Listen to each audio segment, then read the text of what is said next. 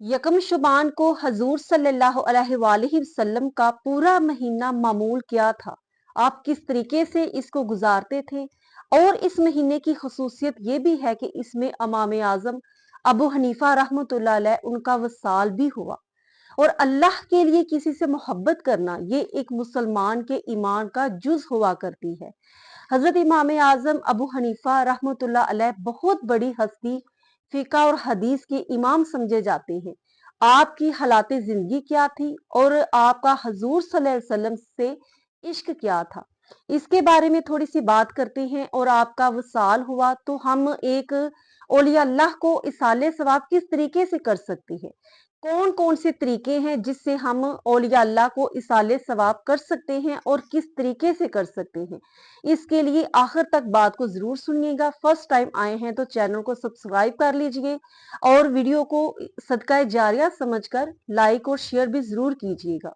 हजरत अबू अमामा बाहली रजी अल्लाह ताला अन्हो बयान करते हैं कि रसूलुल्लाह सल्लल्लाहु अलैहि वसल्लम फरमाया करते थे कि जब शोबान का महीना आए तो अपने जिस्मों को पाकीज़ा रखो और अपनी नीयतों को भी अच्छा रखो और इन्हें हसीन बनाओ। और हजरत आयशा सिद्दीक़ा रजी अल्लाह ताला अन्हा फरमाती हैं कि हमने शबान के महीने में जितने रसूलुल्लाह सल्लल्लाहु अलैहि वसल्लम को कसरत से रोजा रखते हुए देखा और किसी महीने में नहीं देखा।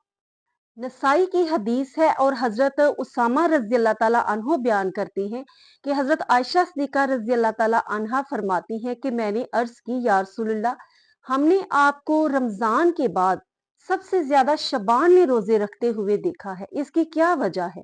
तो आप सल्लल्लाहु अलैहि वसल्लम ने फरमाया कि आयशा, लोग रजब और रमजान के इस दरमियानी महीने यानी कि शबान की फजीलत और बरकत से गाफिल हैं। हालांकि ये ऐसा महीना है जिसमें अमाल रब के हजूर पेश किए जाते हैं और मैं ये पसंद करता हूँ कि जब मेरे अमाल अल्लाह के हजूर पेश किए जाएं तो मैं रोजे की हालत में हूँ। और इसी मुबारक महीने की यकम शबान को फिका और हदीस के इमाम आजम अबू हनीफा रहमतुल्लाह अलैह उनका वसाल भी हुआ।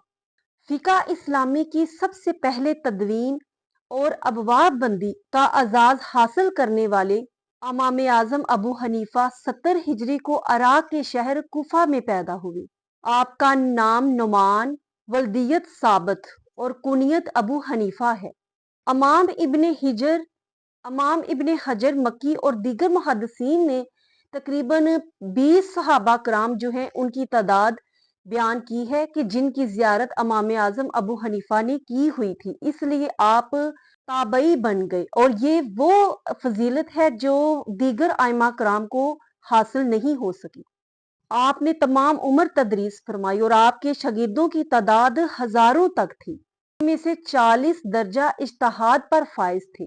कपड़े की तिजारत का लाखों का आपका कारोबार था, लेकिन मजाल है कि जरा से भी कहीं ज्यादती हो।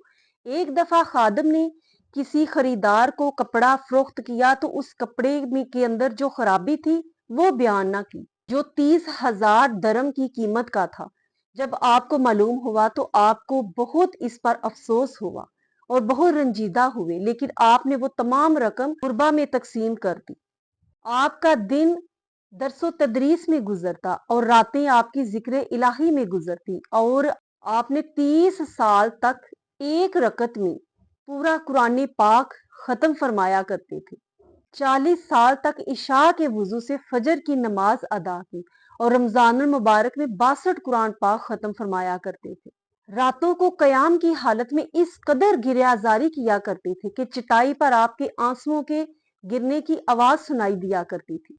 नबी करीम सल्लल्लाहु अलैहि वसल्लम आप पर किस कदर करम फरमाया करते थे, इसका अंदाजा इस बात से होता है कि तज़किरातुल औलिया में ये वाकया बयान किया गया है कि एक दफा आप बारगाहे रसालत में रोजा रसूल पर हाजिर हुए तो सलाम अर्ज किया, अस्सलातु वस्सलामु अलैका या सय्यदुल मुरसलीन। तो आगे से जवाब मिला, वा अलैकुमुस्सलाम या इमामुल मुस्लिमीन।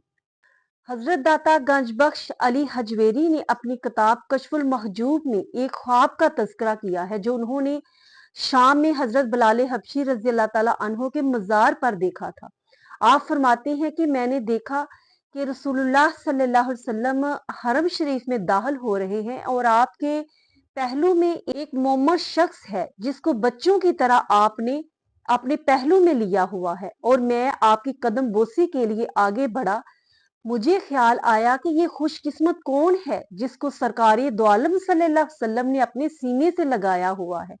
तो रसूलुल्लाह सल्लल्लाहु अलैहि वसल्लम मेरी इस कल्बी कैफियत को जान गए तो आपने फरमाया कि ये तुम्हारे और तुम्हारे मुल्क के इमाम अबू हनीफा हैं।